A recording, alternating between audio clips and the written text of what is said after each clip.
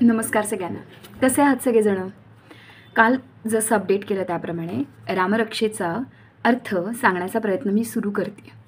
चुकलं माकलं समजून घ्या बरं का, कारण मी सुद्धा अजून खूप लहान आहे हे सगळं समजायला. पण मुलांचं काय होतं आहे, परीक्षांमुळे मुलांची सेशन्स मिस होतात आणि मग अर्थ मिस होतो आणि मग प्रत्येकाला इंडिव्हिज्युअली पुन्हा ऑडिओ पाठवणं होत नाही माझं.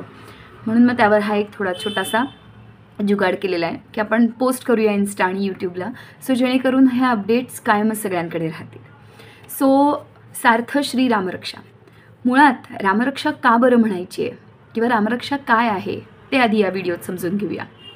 सर्वांचं रक्षण करणाऱ्या रामाची स्तुती केलेलं काव्य म्हणजे रामरक्षा. मी मागच्या वेळेला सांगितलं तर आठवत आहे.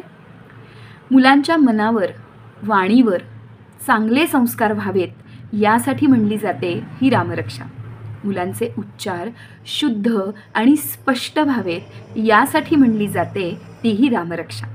रामरक्षा स्तोत्र मुलांचं संकटांपासून, मुलांचंच असं नाही हो, आपलंसुद्धा संकटांपासून रक्षण करतं, त्यांच्या मनातली भीती घालवतं. आणि मी हे रोज मुलांना संस्कार वर्गात सांगते. आज आपण फक्त एवढंच समजून घेऊया की रामरक्षा का महत्त्वाची आहे. सगळ्यांनी या रामरक्षेचं पठण करणं गरजेचं आहे, स्वतःसाठी, स्वतःच्या मनातली भीती घालवण्यासाठी. मग काय मंडळी, म्हणायची ना रामरक्षा रोज, आणि अर्थसुद्धा समजून घेऊया. उद्या पुढच्या पहिल्या श्लोकाचा अर्थ सांगेन. तोपर्यंत धन्यवाद.